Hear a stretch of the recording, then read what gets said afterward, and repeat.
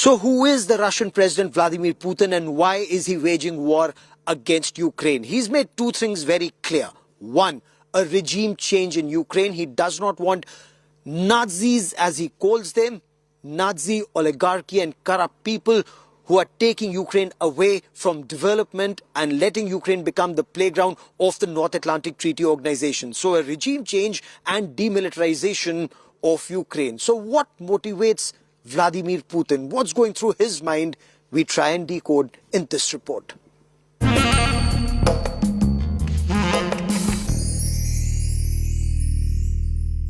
Who is Vladimir Putin? Former KGB, sometimes Prime Minister, sometimes President of the Russian Federation. His aura is very carefully crafted.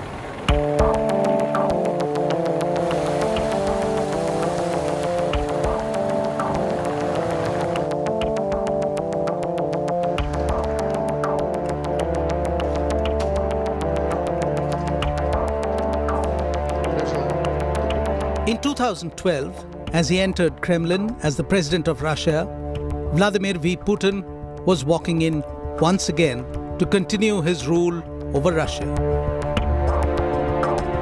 Despite allegations of electoral fraud, Putin was taking over the helms for the third time. As I fulfill the duties of the President of the Russian Federation,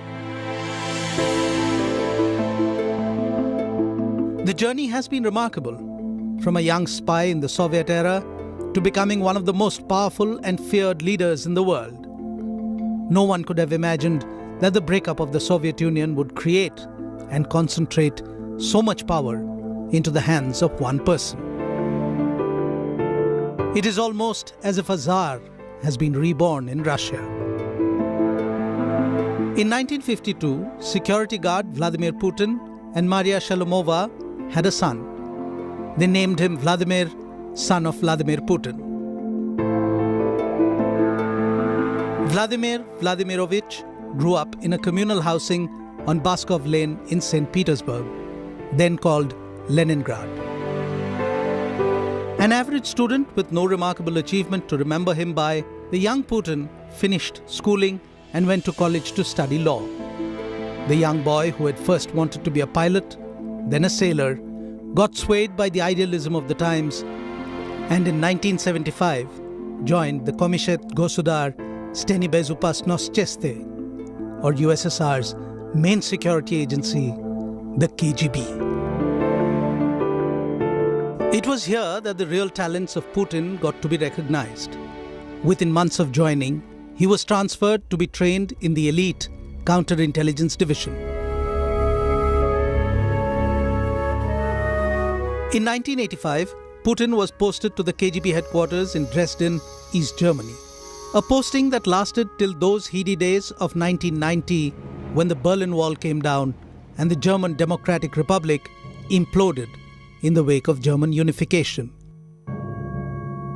Putin was there at his KGB headquarters facing a mob when he realized that retaliation of the olden days was no longer possible because Moscow had gone silent. From the front line in East Germany, Putin saw how one after another the centrally planned economies of Eastern Europe staggered to disintegration. Out in St. Petersburg, he saw Russia's troubled early transition to a free market democratic system.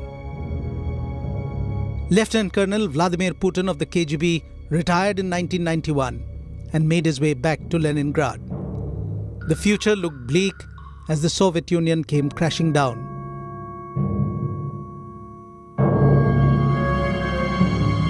Putin considered himself lucky when he found work at Leningrad University. He was planning to do his PhD. But Putin soon found himself involved in politics and administration as the now renamed St. Petersburg began to reorient itself in post-Soviet Russian Federation. In 1996, Putin moved to Moscow, to the center of political power. In the next 3 years, his rise was phenomenal as he worked his way through the intrigues and plotting at the heart of Russian presidency. He was soon noticed by Boris Yeltsin, the president of Russia, and the man credited with having struck the final nail in the coffin of the USSR. In early 1997, President Boris Yeltsin appointed Putin Deputy Chief of Presidential Staff. By 1998, he was the director of FSB, Federal Security Services, KGB's new age successor. A year later, when President Boris Yeltsin sacked the government, he replaced his prime minister with Vladimir Putin. On the last day of 1999, as the millennium changed, Vladimir Putin became the acting president of the Russian Federation, and Russia and the world would never be the same again. Putin's no-nonsense reputation and his cold and calculated moves during the Second Chechen War won him much popularity and his first presidential elections. Early Putin was an economic reformer. He put in a flat tax and went from budget deficits and default rapidly to budget surpluses and debt repayment. But he also ended up having to take on the oligarchs as they rose in power. And in 2003, 2004, he took down the most powerful and politically challenging of the oligarchs. That was an oil tycoon called Mikhail Khodorkovsky. And that spelled a change in the Putin regime, if you like. From then on, he was a tough guy who required unconditional loyalty from the movers and shakers in business and the economy. Putin remained president for 2 terms, till 2008. And from 2008 to 2012, he was prime minister, and then president again. In 2014, Russia under Putin intervened in a political unrest in Ukraine and then annexed Crimea. Putin, it seemed, was busy bringing back Russia's authority in the global power scenario. While his approval rates peaked to an all-time high on home turf, the Ukraine intervention isolated him at the global power table. G8 and G20 summits ostracized him. Europe and America were on high alert. Putin, over the years, through his various terms as president and prime minister at Kremlin, had changed Russia and its role in world politics. The West had tried to rein in his international meddling by imposing economic sanctions against Russia. But Putin managed to keep Russia relevant and cultivated a loyal following within his country.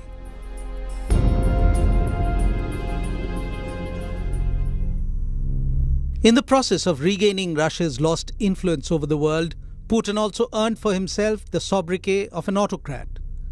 Western media began referring to him as Tsar Putin. And Putin made clear his dislike for his critics and the Western powers and their media houses. He's a brilliant speaker. He's a fantastic mastery of detail. His repartee is first rate. He can speak technocratically, but he can also resort to barrack room insults that are often shocking if you translate them into English word for word. He was once asked about what Russia should do to Islamist militants who wage attacks, and he said they should be rounded up and put in the outhouse and rubbed out. He used a kind of mafia slang. Mochit v sortirie is to give these guys a wet job in the outhouse, that he said at an international press conference during a foreign visit. So Putin is a master of detail, he's a master of communication, and he understands instinctively and skillfully how to control information and the security apparatus to strengthen his position and consolidate it. In September 2015, Russia joined Syria's President Bashar al-Assad's forces to fight the extremist Islamic State. But Putin's true motives were soon questioned. Reports of Russian airstrikes targeting many of Assad's enemies, rebel groups in Syria's civil war, started surfacing. As Europe and the world grappled with new extremism under the banner of ISIS, the most powerful country in the world geared up to elect its own leader. Putin, it seems, had found his proverbial golden fleece. If he says great things about me, I'm going to say great things about him. Some say it's fabricated, some deny it, some say it's overreaction, and some believe it. But whether in the US, Europe, Middle East, or anywhere else in the world, there is no denying the fact that there is the influence of Vladimir Vladimirovich Putin. During his campaign, presidential hopeful Donald Trump more than once stated that he had never met Vladimir Putin. There has always been speculations that it were the Russian financiers from inside Putin's circle who bankrolled many of Donald Trump's ventures, even those outside Russia. This was particularly so because most American banks had stopped extending credit to Trump after his multiple bankruptcies.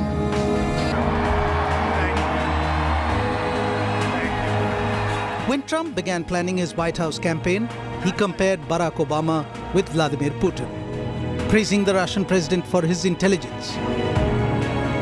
He told the American voters that if he became the president, he would get along very well with Russia under Putin.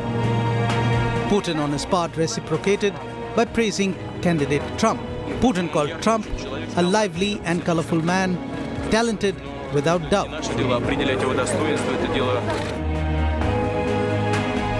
Moscow cheered Trump's victory as he continued to brush off reports of brutality by Putin's Kremlin, as well as claims that it interfered in the US elections.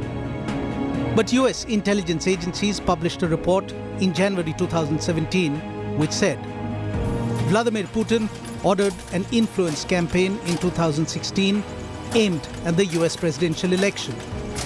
Russia's goals were to undermine public faith in the US democratic process, denigrate Secretary Clinton, and harm her electability and potential presidency. We further assess Putin and the Russian government developed a clear preference for President-elect Trump. When Washington expelled 35 Russian diplomats after this accusation, no US diplomats were expelled in the expected tit-for-tat norms of diplomacy. Vladimir Putin chose not to retaliate. He knew that in less than a month, his friend Trump would be in office and things would change. When President Trump was interviewed on the American TV channel Fox News, he defended Putin when asked why he was supporting a killer. Do you respect Putin? I do respect him. Do you? But Why? Well, I respect a lot of people. Putin's a killer. A lot of killers. We got a lot of killers. Why, you think our country's so innocent? Putin's influence on world politics is beyond question. In December 2016, for the third time in a row, Vladimir Putin topped the Forbes list of most influential people in the world. The list is made of 74 names, one for every 100 million people in the world. And the list is compiled on the basis of how much power they wield over people, how much financial resources they control, whether they have influence in more than one sphere, and what are they doing with this power in trying to change the world. And Putin tops the list. Under Obama, Washington remained wary of Putin and Russian influence and interference in countries like Syria, Cuba, Iran, and Venezuela. Russia, on its part, was angry with NATO's expansion into Eastern Europe. The Eastern Bloc was breaking away from its traditional alliance with Moscow. His goal is to restore the greatness, make Russia great again, if you like. He has, though, with the Ukraine adventure, moved beyond what I always thought was a very risk-averse attitude towards foreign policy. He's become more of a gambler, and his actions in Syria are really, really very direct. He's using a lot of firepower, dropping a lot of bombs, causing massive number of human casualties, and you know, taking pretty serious risks. But he wants to extend his influence into the Mediterranean and maybe establish a permanent presence there. So I think he really is doing offense, first of all, from a defensive mindset. So Putin, in retaliation, has been gunning for a weaker Europe. I think he really does function on a zero-sum view of the world. he's a tit-for-tat guy. You stop trying to promote democracy and colour revolutions in my backyard and I'll leave you alone.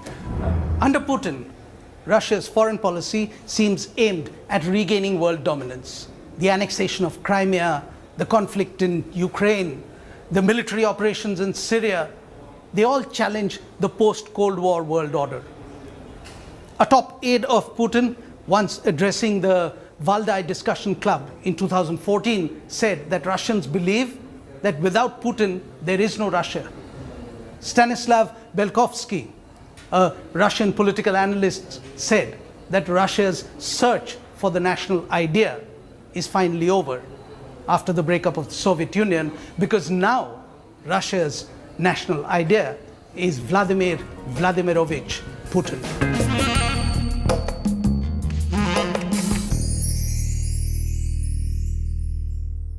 Well, that is all we have time for on this special broadcast from Mariupol in eastern Ukraine.